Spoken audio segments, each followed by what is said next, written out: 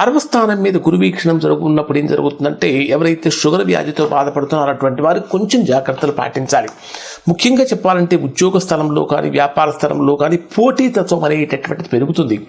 ఇక్కడ వృషభ రాశి వారిని కనుక పరిశీలిస్తే మీ జన్మరాశికి రెండవ స్థానాధిపతి యొక్క వీక్షణం, 2వ స్థానంలో ఉన్న గురుడి యొక్క వీక్షణం 6వ స్థానం మీద ఉన్నప్పుడు ఏం జరుగుతుందంటే కాంపిటేటివ్ ఫీల్డ్లో మీరు బ్రహ్మాండంగా ముందుంటారు. ఇది వృషభ రాశిలో జన్మించినటువంటి విద్యార్థులకు బ్రహ్మాండమైనటువంటి యోగాన్ని ఇస్తుంది. అంటే ఎవరైతే ఇప్పుడు కాంపిటేటివ్ ఎగ్జామ్స్ రాస్తూ ఉంటారో అటువంటి వారికి అనుకూలత కలిగిస్తుంది.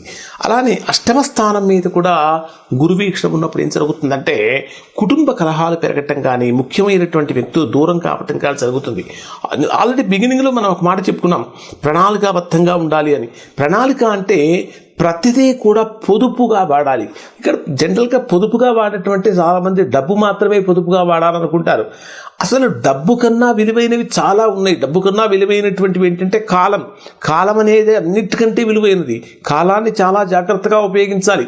అనవసరమైనటువంటి విషయాల మీద, పనికిమాలిన విషయాల మీద ఎక్కువగా ఫోకస్ పెట్టకూడదు. అలానే మంచి బంధాలను జాగ్రత్తగా కాపాడుకుంటూ ఉండాలి. అలానే విజ్ఞానాన్ని పెంచుకుంటూ ఉండాలి. ధర్మ మార్గంలో ఉండాలి. ఈ 8వ స్థానం మీద గురు వీక్షణం ఉన్నప్పుడు ఏం జరుగుతుందంటే ప్రణాళికాబద్ధం అనేటటువంటిది కొద్దిగా తప్పుతుంది. అంటే ప్లానింగ్ తప్పుతుంది. ఫినాన్షియల్ మ్యాటర్స్లో మీ ప్లానింగ్ తప్పకూడదు. అంటే ఈ సంవత్సరం మొత్తంలో కూడా మీకు ఎంత ఆదాయం వస్తుంది, ఎంత ఖర్చు పెట్టాలి, దీని మీద ఖర్చు పెట్టాలనేటువంటి ఒక ప్లానింగ్ ఉండాలి. లేదా ఈ నెలలో మనకు ఎంత వస్తుంది, ఏమేమి ఖర్చులు ఉన్నాయి, అన్ఎక్స్పెక్టెడ్గా ఏమైనా వచ్చే ప్రమాదం ఉందా, వాటి కోసం ఏదైనా ఒక ఫండ్ పక్కన పెడదామా, ఇట్లాంటివి కూడా బిగినింగ్లోనే ప్లాన్ చేసుకోవాలి. ఇలా ప్లాన్ చేసుకోవటం వలన వృషభ రాశి వారికి అనుకూలత పెరుగుతుంది. ఇలా ప్లాన్ చేసుకోకపోతే ఆకస్మికమైనటువంటి ఖర్చులు వృషభ రాశి వారిని కొద్దిగా ఉక్కిరి చేస్తాయి.